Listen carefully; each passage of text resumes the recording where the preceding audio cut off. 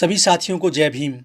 आज के इस वीडियो में हम बाबा साहब के सार्वजनिक जीवन का पहला भाषण लेकर उपस्थित हैं, जिसका विषय है जन्मसिद्ध श्रेष्ठता और पवित्रता से गुणहीन ब्राह्मणों का कल्याण हुआ है।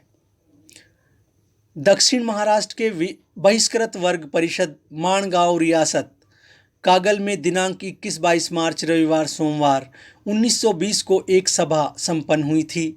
करीब 5000 की संख्या में जनसमूह उपस्थित था। इस परिषद के अध्यक्ष बाबा साहब डॉक्टर अंबेडकर थे। बाबा साहब डॉक्टर अंबेडकर ने अपने अध्यक्षीय भाषण में कहा, यह परिषद अनेक दृष्टि से विलक्षण है। इस भाषण में बाबा साहब ने 6 बिंदुओं पर प्रकाश डाला है, जिसमें से पहला बिंदु यही है, यह परिषद अनेक दृष्टि से विलक्षण है। यह परिषद अधिवेशन अनेक दृष्टि से विलक्षण अनूठी है। मुंबई इलाके में यह पहला अवसर है तथा अपने लोगों की उन्नति के लिए लोगों में विलक्षण लगन दिखाई दे रही है। उसी तरह बहिष्कृत वर्ग में दिखाई दे रही वैचारिक क्रांति भी विलक्षण है। आज तक हमारे लोगों को लग रहा था कि हमारी खराब स्थिति दुर्भाग्य के कारण है और दुर्भाग्य को रोकना हमारे हाथ में नहीं है। कठिन स्थिति को चुपचाप सहन करना चाहिए। दूसरा बिंदु है, हमारी परिस्थिति ईश्वरीय लीला का परिणाम नहीं बल्कि दूसरों के दुष्कर्म का परिणाम है, जिसमें बाबा साहब कह रहे हैं, आज नई पीढ़ी को लगने लगा है कि हमारी परिस्थिति ईश्वरीय लीला का परिणाम न होकर दूसरों के दुष्कर्म का परिणाम है। जिस हिंदू धर्म के हम घटक अंग हैं, उस हिंदू धर्म के व्यवहार में मनुष्यों का संगठन 2 मूल तत्वों पर आधारित है, ऐसा दिखाई देता है। एक जन्मसिद्ध योग्य अयोग्यता, लायक और नालायकी, व दूसरी जन्मसिद्ध पवित्र अपवित्रता, निर्मल और अनिर्मलता। मूल रूप में योग्य अयोग्यता तथा पवित्र अपवित्रता दोनों शब्द संज्ञा विशेषण हैं तथा स्त्रीलिंग से संधि कर देने पर अक्षमता का आकलन होते दिखाई देता है। वैसे देखा जाए तो हिंदी और मराठी में योग्य तथा पवित्र दोनों शब्द संज्ञा विशेषण के रूप में ही प्रयुक्त हुए हैं। दोनों शब्दों को स्त्रीलिंग के साथ जोड़ देने से अनुभूति का स्वर ऊंचा हो जाता है। इसीलिए इन दोनों शब्दों को उसी रूप में रखा जा रहा है। तीसरा बिंदु है, आदि हिंदू आदि तत्वों से यानी मूल तत्वों से लोगों का विभाजन करने से उनके 3 वर्ग बन जाते हैं। इन 2 आदि हिंदू आदि तत्वों से लोगों का विभाजन करने से उनके 3 वर्ग बन जाते हैं। नंबर 1, जन्म से श्रेष्ठ तथा पवित्र, जिसे हम ब्राह्मण वर्ग कहते हैं। नंबर 2, जिनकी जन्मसिद्ध श्रेष्ठता तथा पवित्रता ब्राह्मणों से कम दर्जे की है, ऐसा ब्राह्मणेतर वर्ग। नंबर 3, जो जन्म से निम्न तथा अपवित्र लोगों का वर्ग हमारा बहिष्कृत वर्ग है। इस तरह से वर्गीकरण करके धर्म द्वारा स्थापित श्रेष्ठता और पवित्रता की विषमता से तीनों वर्गों पर इसका घातक प्रभाव पड़ा है।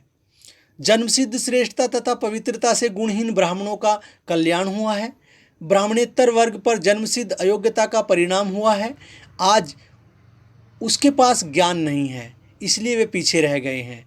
यद्यपि ज्ञानार्जन तथा धनार्जन के मार्ग उनके लिए खुल गए हैं, आज उनके पास ज्ञान और धन नहीं है, लेकिन यह उन्हें आज नहीं तो कल मिलकर ही रहेगा। इससे अगले बिंदु में बाबा साहब बहिष्कृत वर्ग की स्थिति जन्मसिद्ध अयोग्यता और अपवित्रता के कारण बहुत चिंताजनक हो गई है, इस पर बात कर रहे हैं। हमारे बहिष्कृत वर्ग की स्थिति जन्मसिद्ध अयोग्यता और अपवित्रता के कारण बहुत चिंताजनक हो गई है। अनेक दिनों से उन्हें योग्यता तथा अपवित्र मान लेने के कारण आज उनका नैतिक दृष्टि से मनोबल और स्वाभिमान नष्ट हो गया है। मनुष्य की उन्नति के लिए स्वाभिमान और मनोबल यानी आत्मबल होना आवश्यक है। सामाजिक दृष्टि से हिंदू लोगों को जो अधिकार मिले हुए हैं, वैसे ही उन्हें कोई अधिकार नहीं है। उन्हें स्कूल में जाने आने की मनाही है, उन्हें सार्वजनिक कुएं पर पानी भरने नहीं दिया जाता है तथा रास्ते में आने जाने नहीं दिया जाता है। उन्हें सवारी का उपयोग नहीं करने दिया जाता है, इत्यादि कारणों से उन्हें छोटे छोटे अधिकारों से वंचित रहना पड़ता है। जन्मसिद्ध अयोग्यता के कारण तथा अपवित्रता की वजह से आर्थिक दृष्टि से बहुत हानि हुई है। व्यापार, नौकरी तथा खेती ये धन संचय यानी कमाई के 3 माध्यम हैं। ये तीनों मार्ग उनके लिए बंद हैं। छुआछूत के कारण उन्हें कोई ग्राहक नहीं मिलता है। व्यापार करने की उनके लिए कोई व्यवस्था नहीं है। छुआछूत के कारण उन्हें नौकरी नहीं मिलती है तथा कभी कभी उनमें गुण होते हुए भी वे निचली जाति के होने के कारण दूसरे लोग उनके हाथ के नीचे काम करने को तैयार नहीं होते हैं।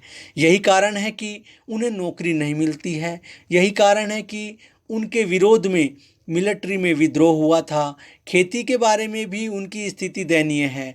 मृत जानवरों के लिए गांव में रखी जमीन के टुकड़े के सिवाय क्या किसी के पास कोई खेती की जमीन है? ऐसा बाबा साहब ने सवाल खड़ा किया। अगला बिंदु बाबा साहब उस पर चर्चा कर रहे हैं, बिंदु है प्राकृतिक गुण और अनुकूल परिस्थिति उन्नति के 2 प्रथम कारण हैं। इस तरह बेबस लाचार समाज की उन्नति नहीं होगी। प्राकृतिक गुण और अनुकूल परिस्थिति ये 2 उन्नति के प्रथम कारण हैं। बहिष्कृत वर्ग में प्राकृतिक गुणों की कमी नहीं है, यह बात सभी को स्वीकार है, परंतु उनका विकास नहीं हो रहा है। इसका कारण यह है कि उनकी परिस्थिति अनुकूल नहीं है। और आखिरी बिंदु जिस पर बाबा साहब चर्चा कर रहे हैं, बहिष्कृत लोगों को राजनीति शक्ति हासिल करनी चाहिए। प्रतिकूल परिस्थिति को अनुकूल बनाने के उपाय सुझाए जाते हैं, परंतु इसके लिए हम लोगों को राजनीतिक शक्ति प्राप्त करनी चाहिए तथा जातीय प्रतिनिधित्व प्राप्त करना चाहिए। जातीय प्रतिनिधित्व के बगैर राजनीतिक शक्ति प्राप्त नहीं होगी। सत्यमेव जयते एक खोखला सिद्धांत है। सत्य की जय करने के लिए हमें अपना आंदोलन कायम रखना चाहिए। यह बाबा साहब का पहला सार्वजनिक भाषण है जो 21 और 22 मार्च रविवार सोमवार 1920 को माणगांव रियासत कागल में हुआ। बाबा साहब के सार्वजनिक जीवन के पहले भाषण को सुनने के लिए आप सभी का बहुत बहुत धन्यवाद। जो साथी हमारे चैनल पर पहली बार आए हैं वो वीडियो को लाइक और शेयर करें, चैनल को सब्सक्राइब कर बेल आइकन प्रेस करें ताकि नेक्स्ट वीडियो का नोटिफिकेशन उनके पास सबसे पहले पहुंचे। अपनी बात को यहीं विराम देते हुए आप सभी को जय भीम, जय मूल निवासी, जय संविधान, जय भारत।